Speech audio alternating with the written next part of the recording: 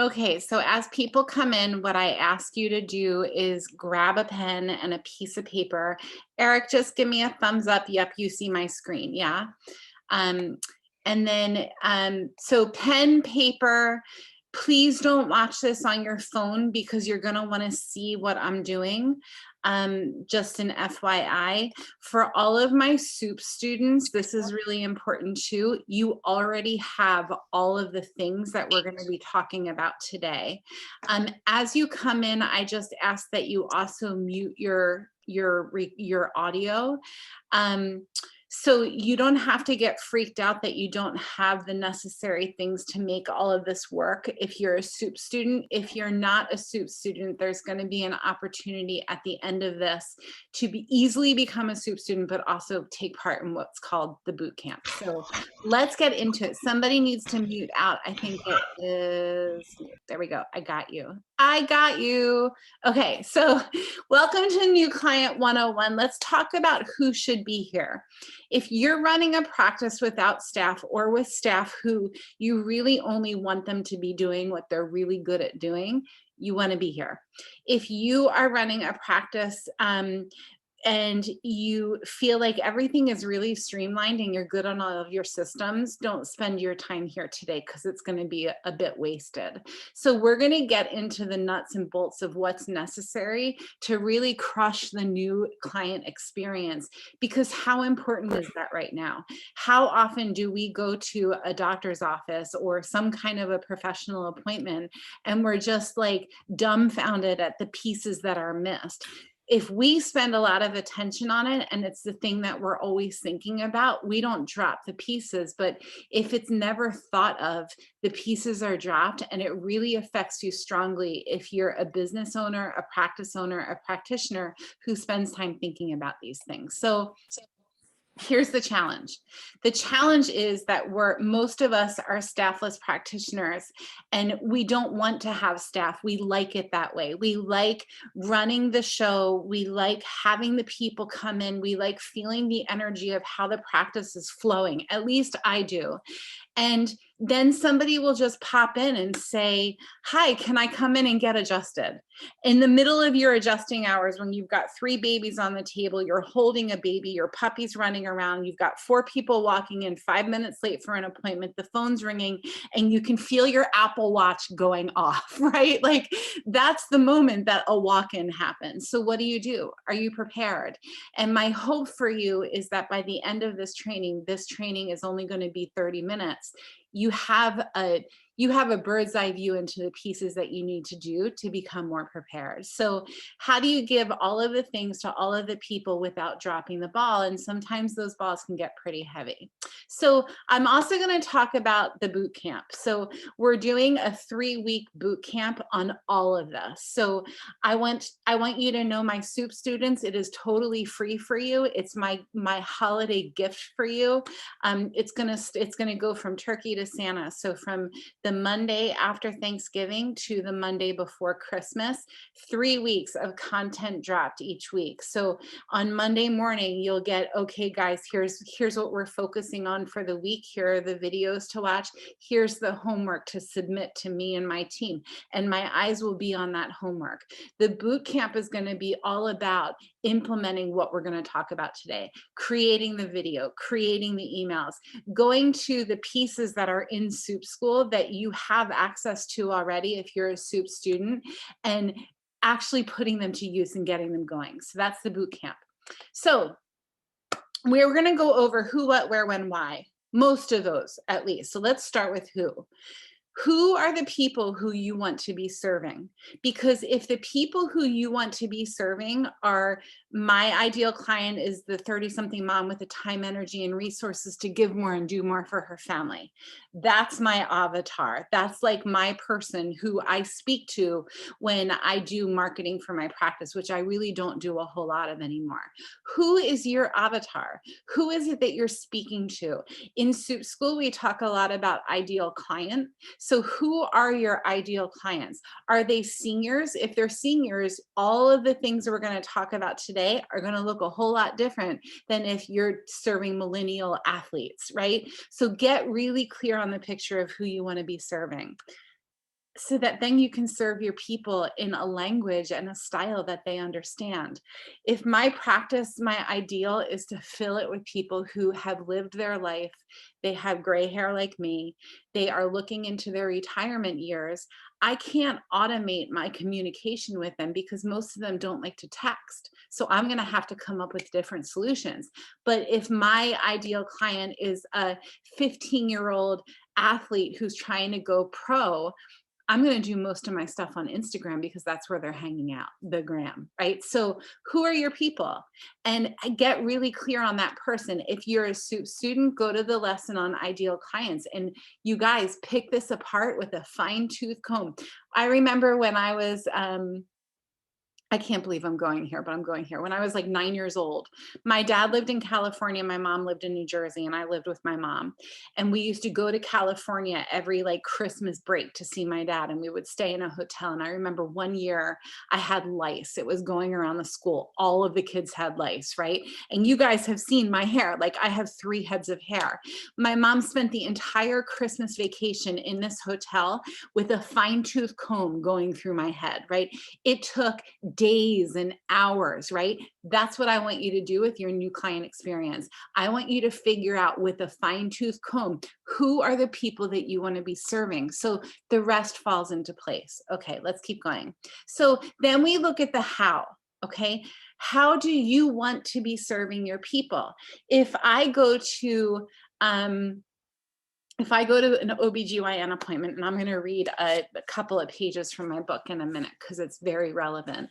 If I go to an OBGYN appointment and I walk in and it's cold and it smells and the people are grumpy and I'm waiting for 30 minutes and I spend 5 minutes with the doctor and my bill is $500 and I get signed up to do it all over again, am I going to want to refer people to that office? Heck no, you guys. I don't care how good that doctor is. Or if the referral comes from me to a friend, I'm going to say, the office process is horrible, but the doctor is really good. So it depends on whether or not you're willing to do it, right? I want you to think about your office space. Go into your office as a stranger, with stranger's eyes on. Literally, like if you wear glasses, put a different pair of glasses on and go in and see, how do people see your office, okay, for the first time? What do they smell? What do they see? What do they taste? What do they hear? And what do they feel? Those are all really important. In Soup School, the lesson for that is sensational, and it's in the happy client experience. Also, direction. How do people know what to do when they walk into your office? Is there a flight of stairs that they need to know about? What are the things that a stranger to your office needs to be aware of before they even come to your office? Be considerate, especially think about your ideal client. My ideal client is that 30-something mom. My office is I have 2 offices. They both have a flight of stairs. It's in my new client email to say, warning, we have a flight of stairs. You might want to leave the stroller outside. Okay, you can have a different email for new moms and an email for people who are seniors to change the wording. The goal is to have the emails that you need, the communication systems that you need, so that they happen in a click of a button. Okay, so what direction needs to be in your initial consultation stuff? What money stuff needs to be in your initial consultation stuff? When do you talk about that money stuff? When is the first time that one of your new practice members hears about what their investment options are for your initial consultation? In my office, I have a couple of investment options for my initial consultation. They know about that right off of the bat so that there's no confusion with money. Listen, money is energy. You have to be clean with money. You have to be clear with money. You have to be clean with time, and you have to be clear with time. One of our clients, so we just started a virtual secretary company, and one of our clients is launching her new practice. Actually, tomorrow is her big day.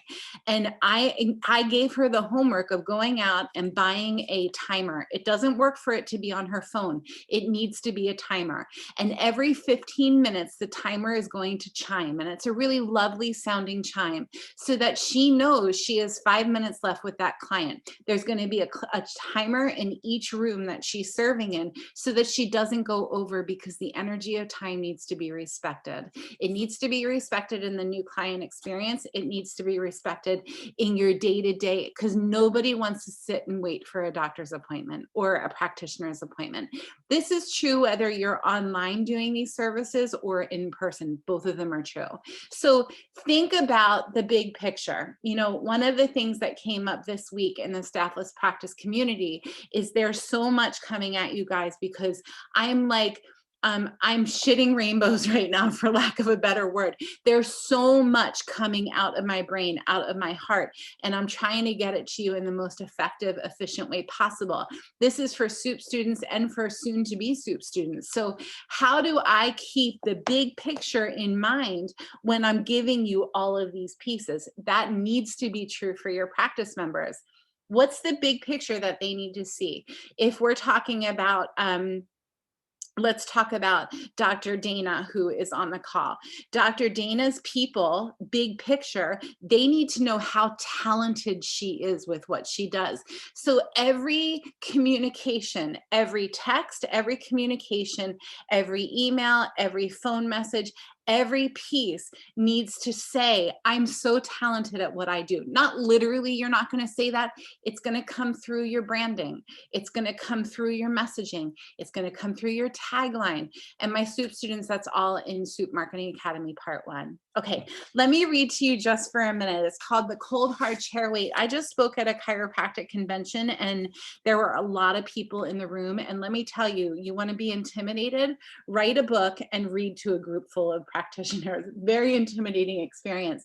Since as far back as I can remember, I've hated going to the doctor's office. The cold hard chairs, the shiny floor, the irrelevant pictures on the walls, the ladies behind the glass window looking at you like you're bothering them just by breathing. And the smell, oh man, the smell, like every toxic cleaner out there was poured into a bucket and smeared aimlessly all over the floor with a moldy, dirty rag. Yep, you know that smell. Sometimes I have to go do my grown-up visits at my grown-up doctor's appointments. And here's the way it usually goes down. I walk in, I'm hit with the smell. The lights are so bright and noisy, already my eyes hurt.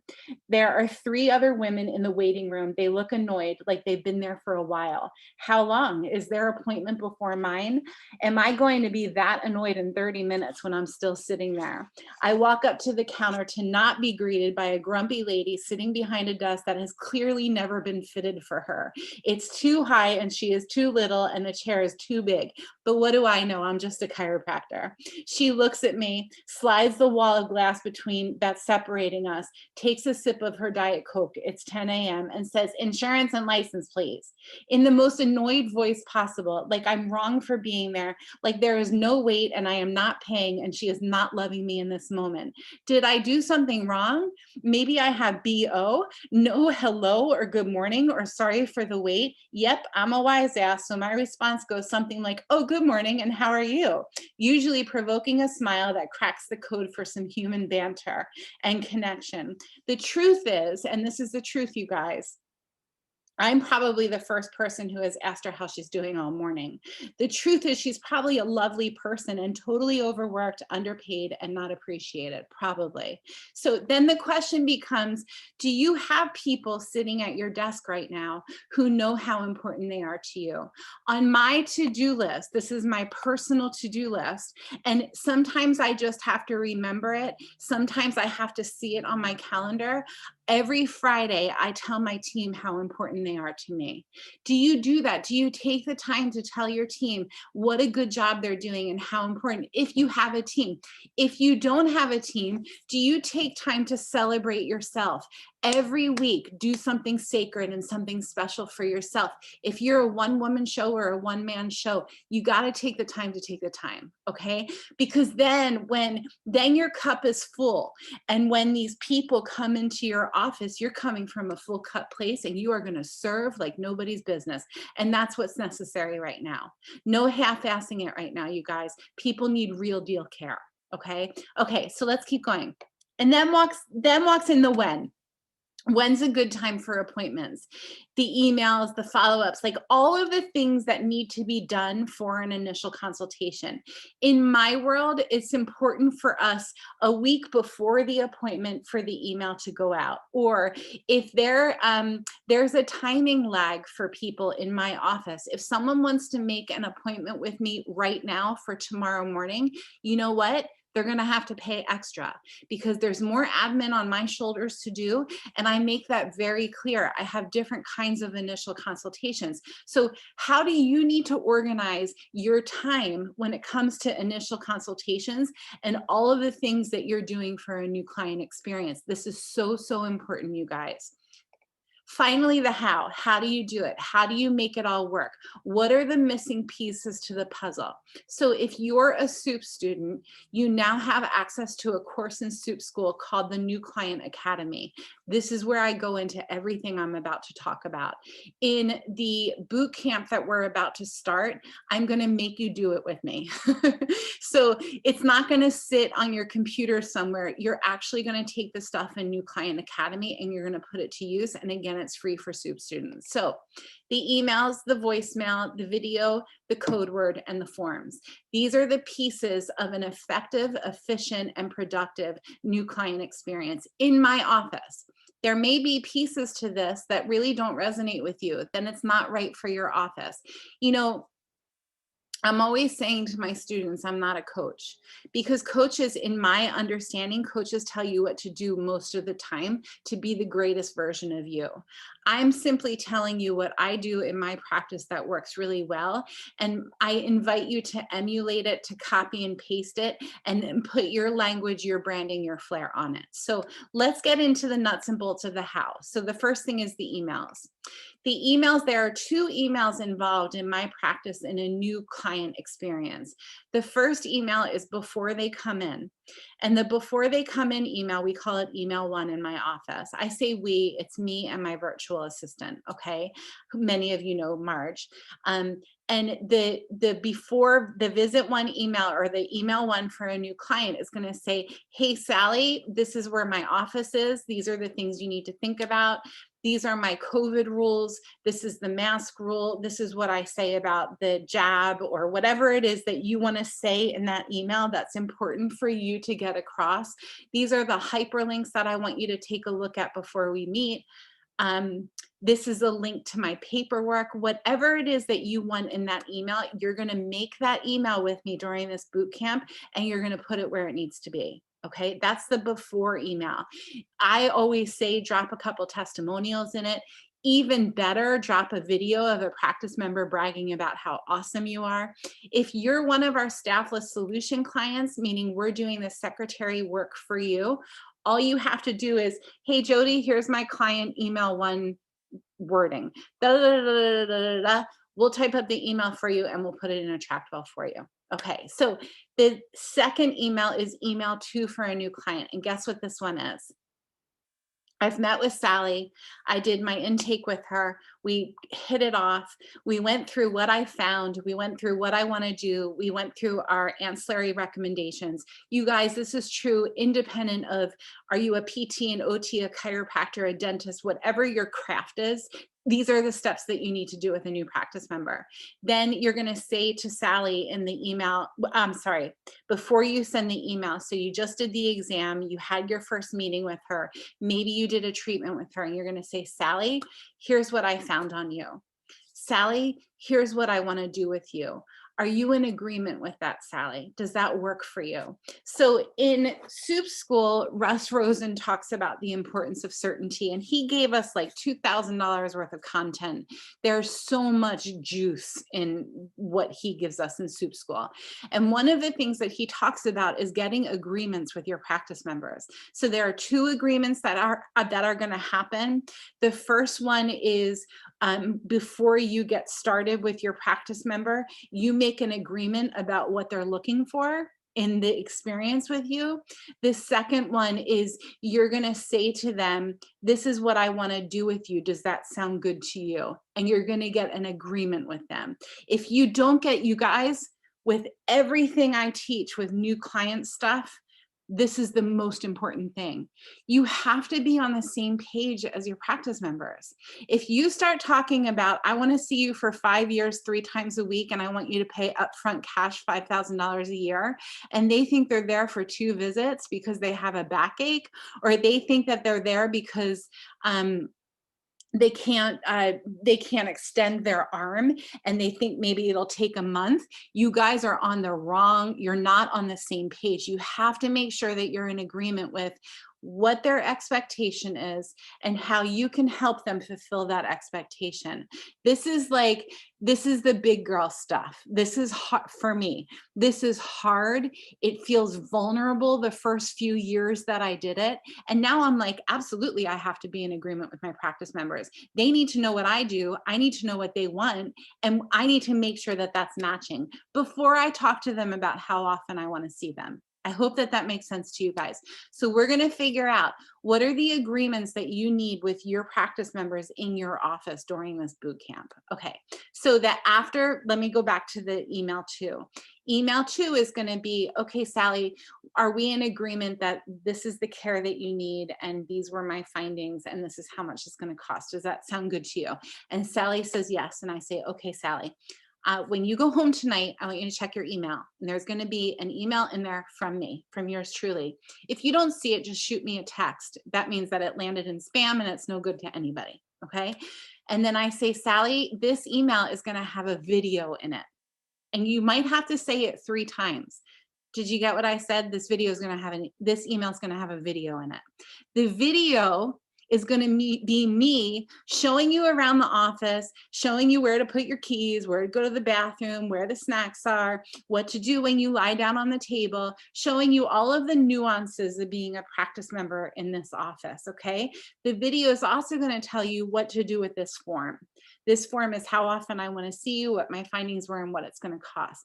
Guess what you're going to do, Sally? You're going to take a picture of this form after you filled out the bottom half. You're going to send it back to me. And then I'm going to know what to do with you, how often, like where your appointments are going to go, what it's going to cost. Do you want to pay in full? Do you want to pay each visit? You guys are going to customize this form that we're about to get into to match what you want to do for your practice members. I'm not going to tell you what to put on that form. I'm going to tell you how to figure out what to put on that form. I hope that that makes sense to you. So those are the 2 emails. Let's get into the voicemail before we get into the forms. So the voicemail is going to be, if someone calls my office right now, I better be addressing the new practice members if I'm working on building my practice. So it's going to sound like if you're a new person wanting to join our practice, I'm so glad you called us, right? So you're going to address a few different types of people in your voicemail. Definitely 150% address the new practice members. If you're a new client looking to schedule your first visit with us, or if you're new in our world, use the word new. If you've never been to the office before, if you're a new patient, we're so glad that you chose us. There's nothing more powerful than saying to somebody, like in the cold hard chair wait, if the lady behind the glass window had said, your time is really important to me and I'm sorry that we're running late. Do you want to go run an errand and we'll text you, when we come up for air? That would have felt so much better to me. That's a true, real deal story that really happened. So you want to make sure that you're addressing all of the people in your voicemail, especially your new people. We're going to put the voicemail together with you in the boot camp. Okay, so the video. What you're going to do in this video, you're going to be sending Sally an email. The email is going to have a video in it. Here's what I want you to think about, and we're going to spend a couple minutes on this. What are the things that you do with your new clients on their first visit with us, with every single client? What are the automated things? What are the things that you're doing that could be automated? Like, here's the bathroom, here's where the snacks are.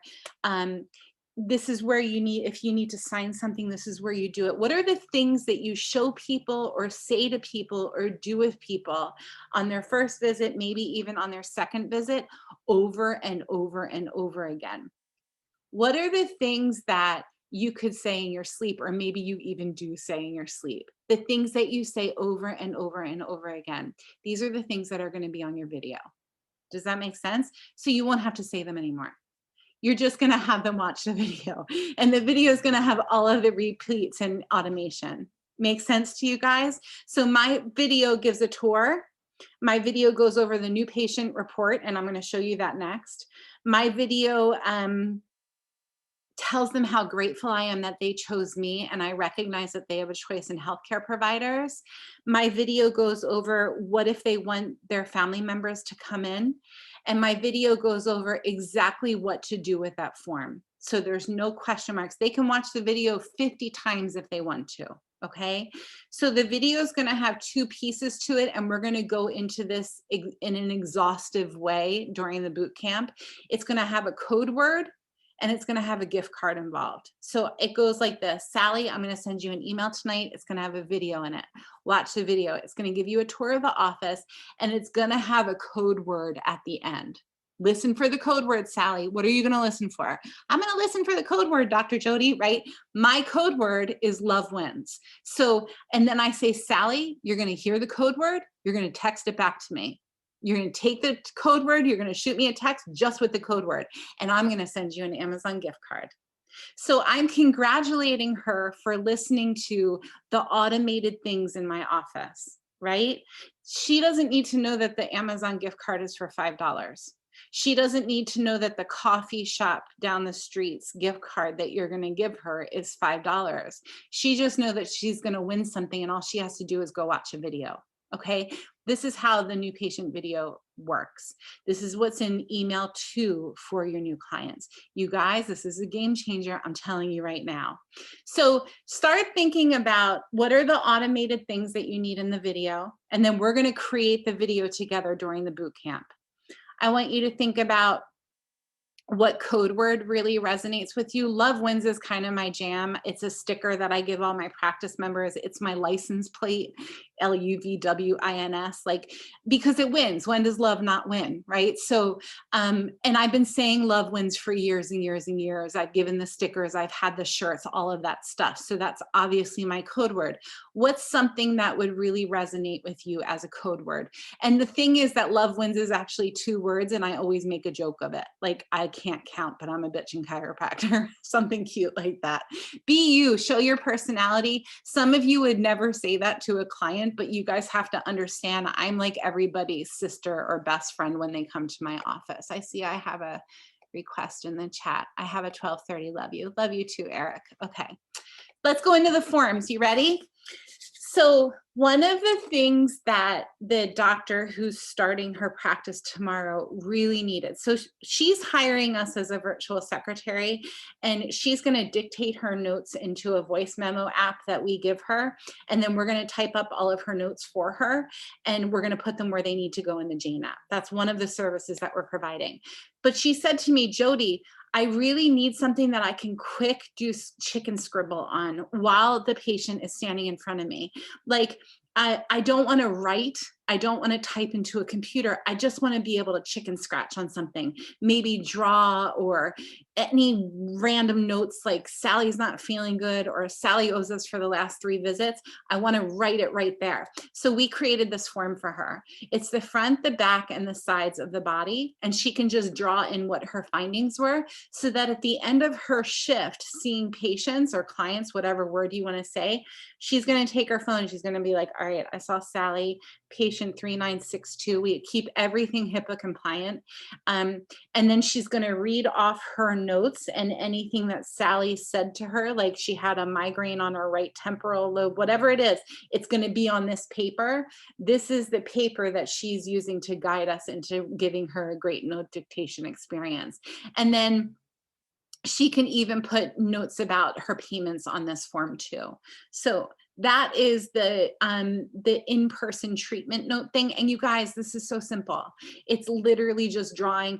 I have done notes like this in my office. Nobody looking at them would ever understand what they mean. So this is not for somebody to send back to my team to do note dictation on. This is for her to jog her memory about what she did with each person, because she's not going to have time to do it, and she doesn't have staff to do it for her. Okay, this is the report form. You guys can all see this. You guys, I can't even tell you, maybe this took 15 years to perfect. I'm not even kidding you. So, and little did I know while I was creating this form that I was going to be sharing it with the world one day, but really this is, everything is on this form. And we're going to create the form to be perfect for your practice. If you're a SOUP student in the New Client Academy, this form is in the New Client Academy, and it's in a Word version, a Pages version, and a PDF version. So make it your own. So it's my findings, and I go over with my people what these mean. That's very important to me. I'm a big educator. I'm a very passionate principled chiropractor. So I talk a lot about, like, what is a subluxation? What does it mean to the overall wellness? What does it mean to the planet? Like, I go there with my people, right? Care plan recommendations, ancillary recommendations. This is the area that I'm going to talk about. Plant medicine, I'm a Young Living person, so I'll talk about Young Living here. If I want to refer to any of my affiliate partners, I'm going to put it here. And these are all things that probably have already come up during my time with Sally. There are no surprises on this paper. Like, if I'm doing an exam and I notice that she's got a lot of swelling in her right foot, I might send her down the street to the cardiologist that I trust a lot. That's just a silly example.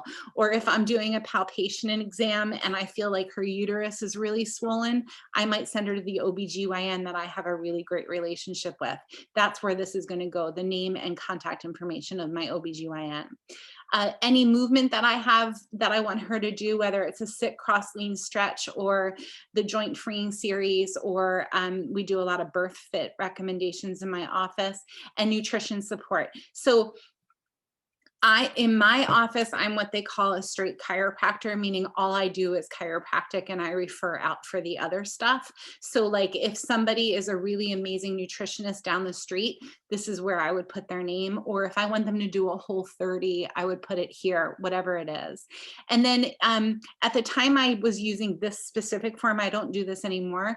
People had the option of coming in alone or being in a group experience. In my video, I explain what that means.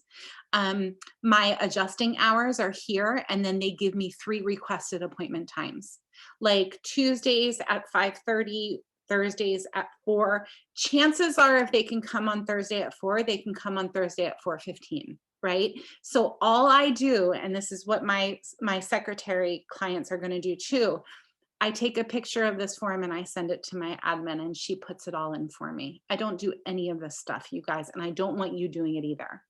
Finances, if they want to pay per visit or pay in full, that's what I do in my office. And I was just sharing with one of the clients that's on the call right now. At this time, I just keep my care plans very short. I don't do year-long care plans anymore. I don't do 6-month care plans. I do max 12-week care plans, and that's what will be on here, based on here, how often I want to see them.